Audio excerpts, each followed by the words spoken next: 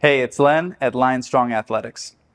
If you have knee pain or want to avoid pain and build stronger knees, squatting is a great answer to that problem, but probably not how you've been doing it or how you've been taught. I've been squatting for years. I've been taught by professors, physios, trainers, courses, certifications, and following this way of squatting has been one of the biggest mistakes in my lifting career. This idea of sitting your butt back, not letting your knees go over your toes, keeping your weight on your heels or midfoot might be good for some people, like powerlifters. But I'm here to tell you that it's not the best way for the average person, especially if you want to reduce knee pain, increase your functionality, if you're in sports, or if you want to grow the size of your quads. And I'm going to show you how I went from this kind of a squat with knee pain to being able to do this kind of a squat with no knee pain. Okay, so what are we working here? Our main goal is to increase the strength in our quads, and this doesn't just mean the muscle part, but also at the bottom, the tendon part. On a traditional squat, the one I was taught in my textbooks, where we push our hips back as we go down, I get capped out here, and I don't actually get a stretch through my tendons of my quads at all. In fact, most of the pressure is in my upper quads. So training like this, I can build really strong muscles through here. Meanwhile, I'm getting really weak through here.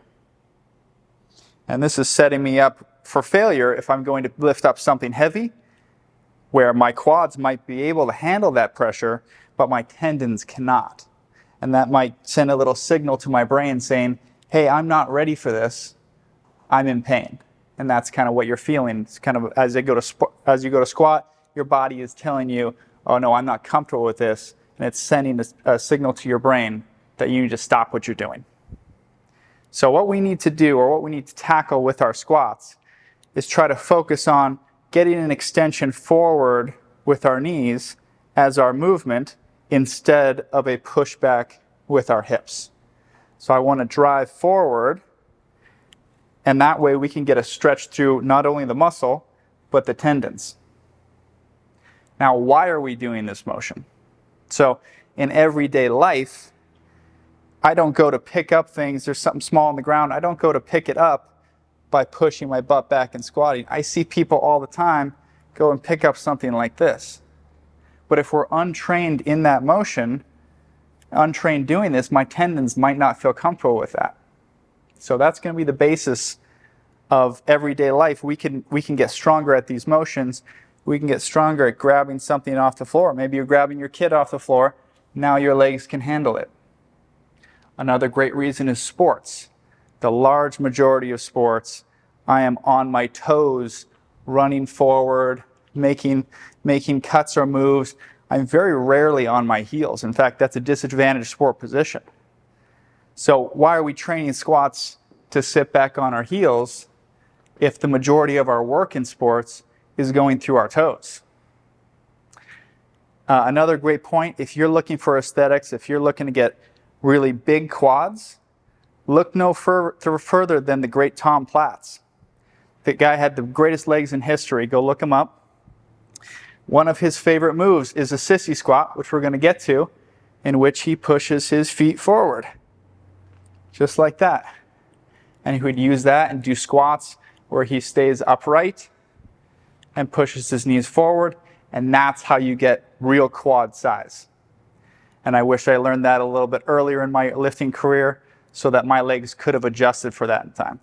The very first exercise we're going to do here for squats involves just getting used to a movement that pushes your knees forward and doesn't push your hips back as much.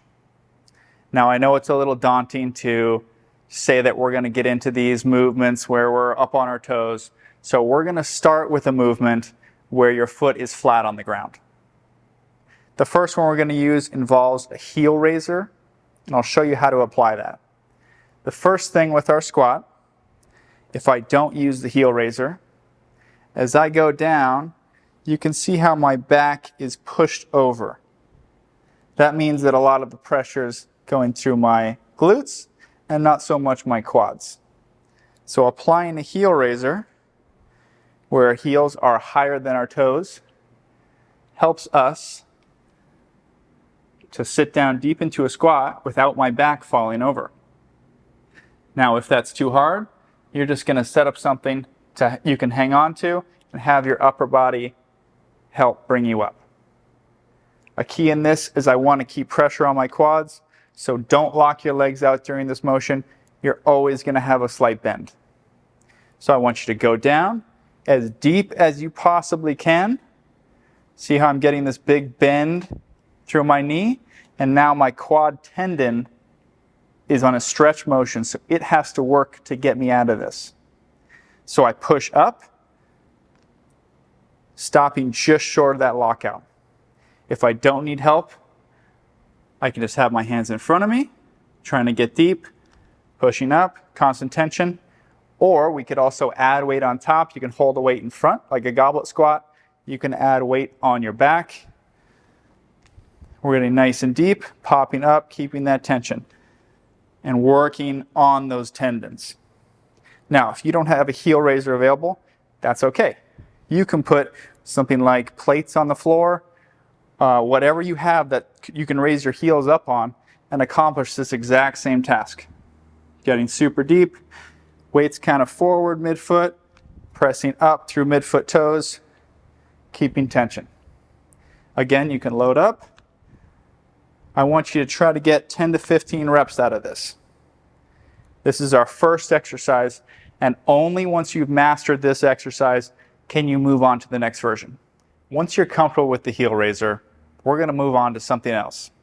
Our second version is called a toe squat. And it's a little bit better for developing the tendons at the bottom of the quad and makes us a lot stronger through our knees. But make sure you feel comfortable with the heel raiser before you move on to this.